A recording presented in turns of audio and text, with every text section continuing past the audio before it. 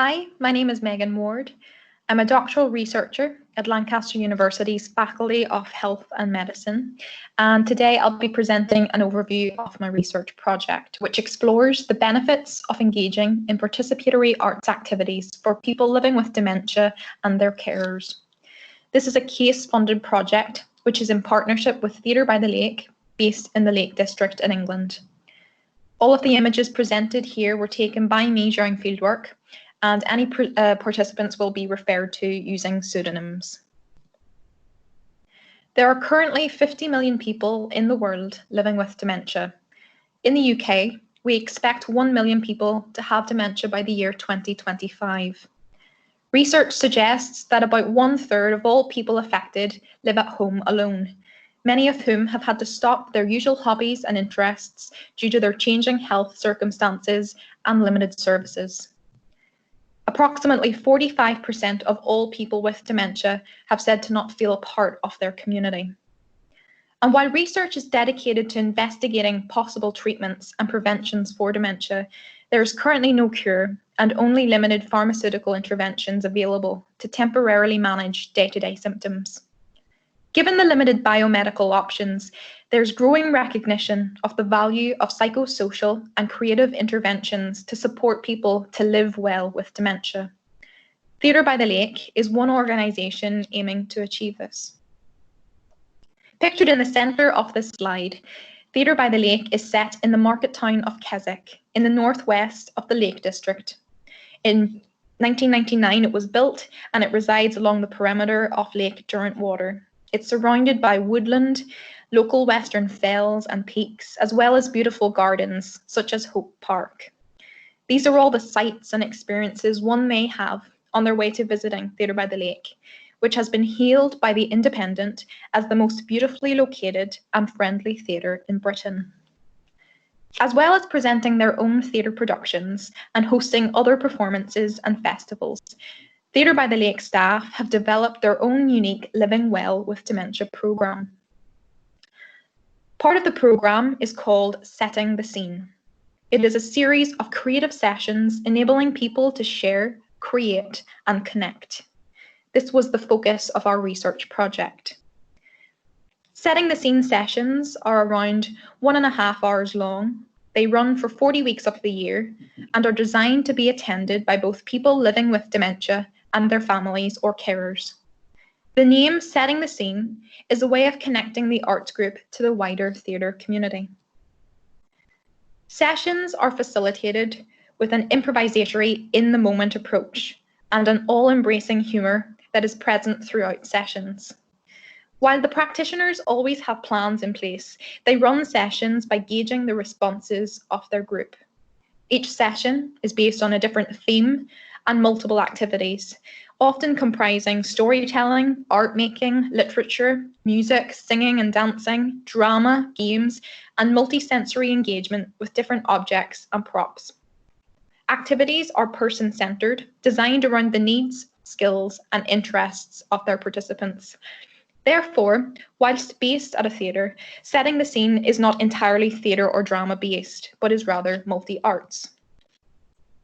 In keeping with the name of the programme, each week the practitioners, Jane on the left and Rachel, get to work setting the scene for the arrival of the participants, appropriately decorating the allocated space with props, objects, costumes and clues, often borrowing from the theatre's costume store and receiving donations from theatre staff and people in the local community. The approach used for setting the scene sessions fits the definition of participatory arts. Generally speaking, the participatory arts approach is group-based in community settings, conducted by professional artists or creative practitioners with an overall purpose of promoting the health and well-being of participants. It relies on the interaction, usually physical or otherwise, of their participants. Participatory arts practitioners and artists typically have no or very little psychotherapeutic training, and therefore this differs to traditional therapy routes. The focus of participatory arts is on the creative process, inviting a community to come together and share in one common transformative and creative experience. I like to view participatory arts as the integration of a social experience, a creative experience, and the growth of a community who all have an underlying shared experience. But what is it about the application of the arts that can benefit the lives of people living with dementia? The dialogue and stigma around dementia is often based on loss and change, memory loss, mood changes, decreasing motor function, verbal impairments, disorientation, and wandering. While these symptoms and others can impact the daily living of people with dementia and how others communicate with them, the current literature on participatory arts demonstrates that there are many skills which still remain intact, varying from person to person. And this points to the importance of person-centered, individualized approaches of dementia care where possible. Research also demonstrates that participants can learn new skills after their dementia diagnosis, dispelling the myth that new learning is not possible. Therefore, participatory arts can offer an opportunity for new and existing creative skills in a non-judgmental, encouraging, safe environment, removing the emphasis around loss. We therefore advocate a strength-based approach, focusing on what an individual can do. Emphasis is placed on what is happening in the moment as sessions are running. Therefore, memory difficulties become less central to how people communicate, and there's value placed on other forms of non-verbal communication. And lastly, participatory arts can help to integrate a dementia community of individuals who are at risk of isolation and social exclusion. Social networks play an important role in living meaningfully and improving our overall health and well-being. Some research suggests that group-based participatory arts activities can offer additional satisfaction than social events alone due to the combination of social and creative elements. So moving on to the focus of our research project. Well, in summary, we want to better understand the role of the different art forms or activities used at setting the scene, given that they are multi-activity and do not use one predominant art form. We also hope to gain more in-depth understanding of the role of the surrounding natural built and social landscapes, which the Lake District is renowned for. And we also hope to learn more about material culture and the role of objects and costumes during sessions. So overall, our project aims to delve deeper into what kinds of underlying features and processes are involved in running participatory arts for dementia. However, the one aim that I'm going to be centering the rest of the presentation on is the gap in capturing the voice and perspective of people living with dementia. There are very few studies which offer opportunities to people with dementia to participate more directly and actively in the research process itself. So we set out to use a more inclusive methodology to better involve the dementia community. We chose participatory action research, or PAR, to complement the participatory nature of the sessions under study. PAR is a transformative methodology based on an iterative or repetitive cycle of observing, reflecting or reviewing findings together, and then planning new actions or solutions. Researchers do have freedom to conduct this process however best suits their research objectives and their participants' needs. The overall aim should be to promote social change, justice, or to improve a service. By directly involving participants in the research process, this methodology aims to offer solutions that go beyond just worth in terms of research outcomes, but should also be useful more practically for the community involved. Participants may sometimes be considered co-researchers, but again, this entirely depends on the research team and participants' needs. So in the context of our research project, the PAR methodology offers more of a platform for people with dementia, as well as their carers and the theatre staff, to participate and discuss research findings as they emerge. And it ultimately aims to address the imbalance of voices in dementia research. To aid the theatre, we plan to create a toolkit or guidebook, as well as having an open exhibition of findings at the end of the project. And these can be disseminated to external organisations with an interest in developing similar creative activity programmes for dementia audiences. So to support the participants and their varying needs in the project, we decided to complement our methodology with multi-methods informed by ethnography. Data collection included participant observations at 19 sessions, supported by visual methods, ethnographic interviews or conversations during the sessions, dyadic interviews, which were involving a duo of a carer and a person with dementia together, and group action learning discussions. We gathered varied types of data to offer more support to participants. For instance, some participants are more comfortable with verbal communication and will have featured more predominantly in interviews and discussions, while others who are more communicative through non-verbal means will have been better supported by the visual methods and participant observations. The methods also offer richer data to the research project, gathering in-the-moment data to complement the in-the-moment arts approach. So the key form of data collection for the POWER methodology were the action learning discussion groups, forming part of the reflection research stage. These groups involved presenting research findings to a mix of participants, discussing our experiences and opinions, and then deciding on action that can be taken forward. This process, similar to the interviews, may seem very reflective, which would be in conflict with memory challenges faced by people with dementia. However, to make this process more accessible for all participants, we used video and photo elicitation, where we played selected pieces of visual material we had previously recorded at sessions, and these acted as a form of stimulation and visual cue, helping to develop more focused discussion. Therefore, our visual methods were not only a product from our data collection, but they also acted as a tool to gather further data. The fieldwork was conducted in 4 main research phases. If you are able to, you may pause this video just to read them in more detail. But in summary, there was 1 pilot study phase, 2 main fieldwork phases, and 1 post-fieldwork phase, which is currently postponed given the COVID-19 pandemic. So we had 17 participants with dementia involved, 20 carers, both family and professionals, and 3 theatre staff, 2 of whom were the practitioners of the setting the scene sessions.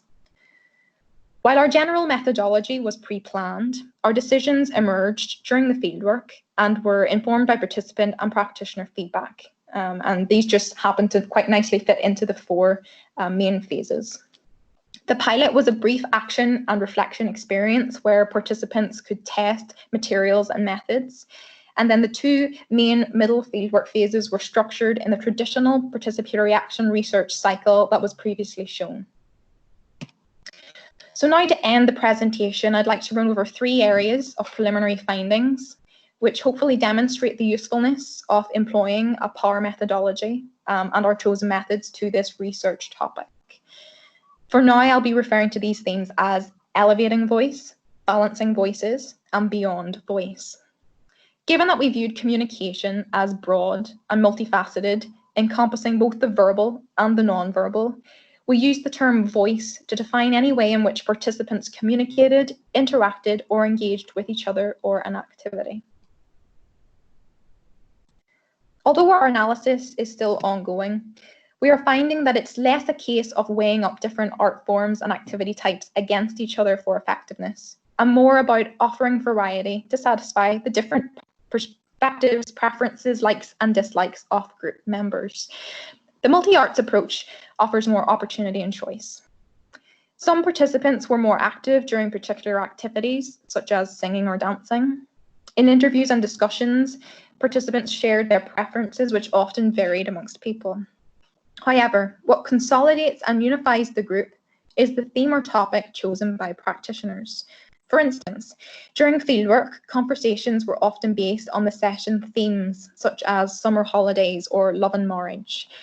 Therefore, it's useful to focus on designing the person-centered multi-activity sessions around topics of shared interest that connect to one's personal identity and can encourage participation. Yet we must also acknowledge that participation is variable. It can be as obvious as leading the group in a dance activity, or as subtle as eye contact and a smile. Therefore, we must question what we mean by activity effectiveness. Co-practitioner Rachel stated that she initially thought activity effectiveness was where everybody was participating and physically interacting. But she said upon gaining more experience, she reassessed her thoughts and decided that a successful activity is if you gauge in the room that everybody is enjoying themselves. This therefore has implications for how we as researchers observe a group and understand effectiveness. It's a benefit of the multi-methods POWER approach. We were able to capture a larger spectrum of communication from different participants. Additionally, findings are suggesting that space, place, and affect have a significant role not only in participant enjoyment and engagement, but also in how the practitioners decide to proceed with activities in the moment, and we hope to delve into this further. Video and photo elicitation methods help to instigate conversations, spark memories, or simply give visual context to our discussions. Here are two examples where people with dementia more comfortably engaged in interviews. Both participants went beyond offering a descriptive commentary of the videos, reflecting on relational and emotional elements of sessions. Sam recalled the supportive atmosphere and sense of togetherness members of the group created for another participant. He said, "We all try to stick.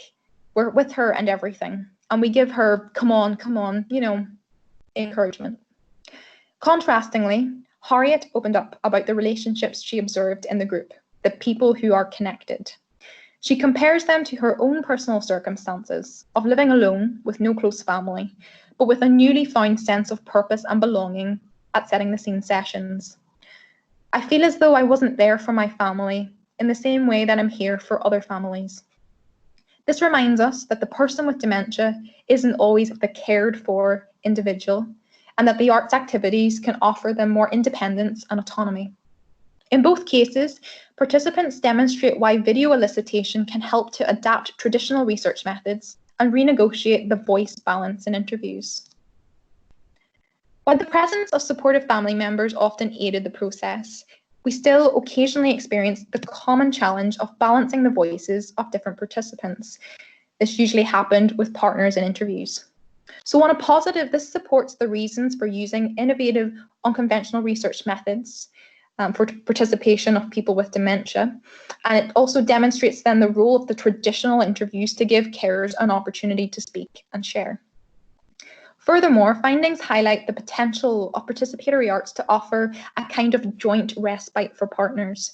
One husband reflects on looking upon setting the scene as time apart, but then he realised, "I was missing too much. I shouldn't be leaving her. I should be participating with her." And it's lovely. It's lovely to walk through the door and think, what is the theme for today?